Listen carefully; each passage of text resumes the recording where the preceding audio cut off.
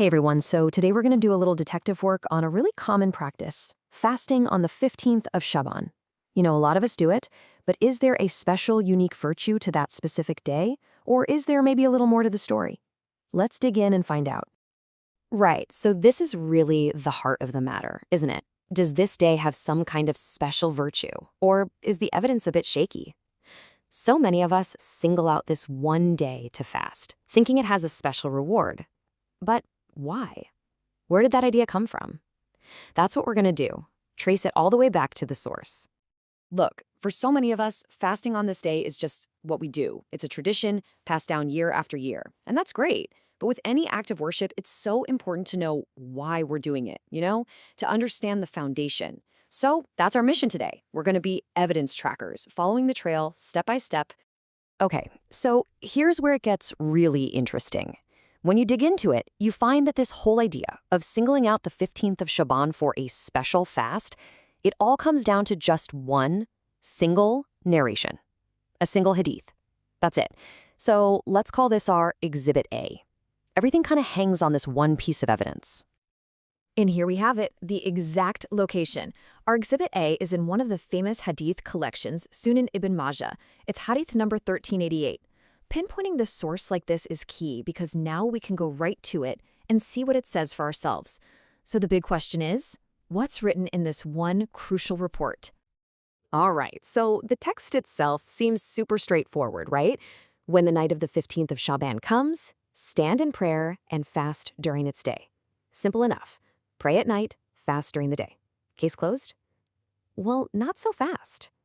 Because in the science of Hadith, the words on the page are only half the puzzle. The other, absolutely critical half is it authentic? And that question of authenticity leads us straight to the next part of our investigation, the chain of narration. You see, for a saying to be confirmed as something the Prophet actually said, we have to be able to verify every single person who passed that message along, from one generation to the next. This chain has a special name. It's called a sanad. And the best way to think about it is like a game of telephone, but for something incredibly important. It's a human chain stretching all the way back in time to the Prophet himself. For that message to arrive pure and unchanged, every single person in that chain has to be known for having a rock-solid memory and unimpeachable character. If just one person on the line is known to be unreliable, well, you know what happens. The message gets fuzzy, or worse, completely changed. Yeah, exactly. A chain is only as strong as its weakest link. It's a perfect metaphor for this. You could have 100 amazing, trustworthy people in the chain, but if just one of them is considered unreliable, the whole thing falls apart. The authenticity is compromised. So, you can probably guess the next question, right? Does our Exhibit A, this hadith, have a weak link in its chain? And, well, this is where our investigation takes a really dramatic turn. Because when the great scholars of the past put this specific chain, this sanad, under the microscope, they found a major problem, a big one.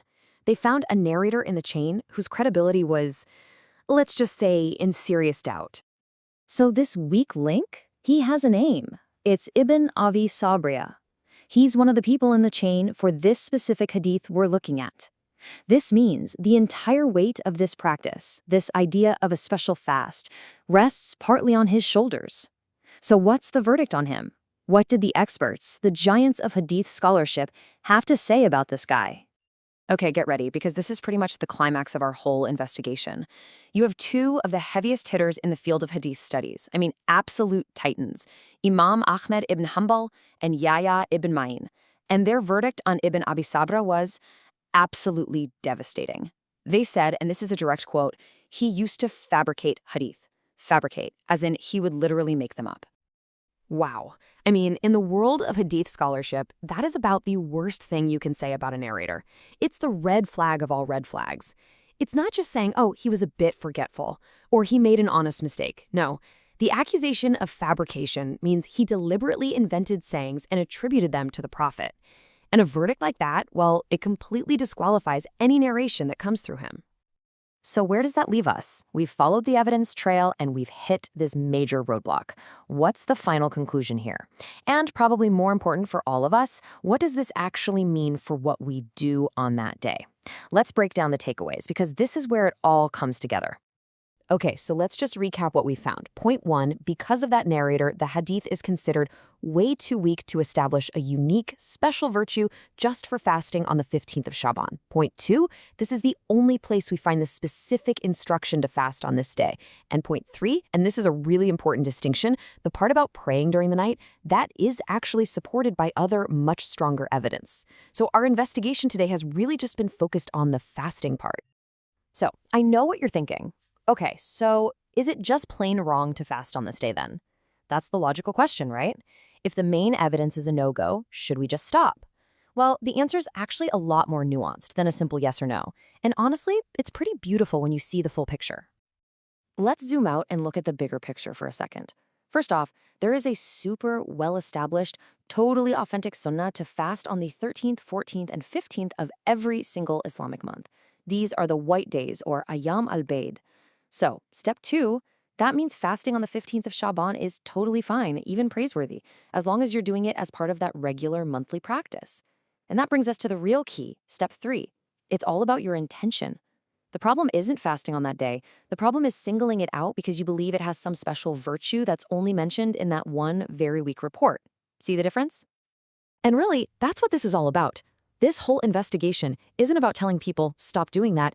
It's about connecting our acts of worship to solid, authentic sources.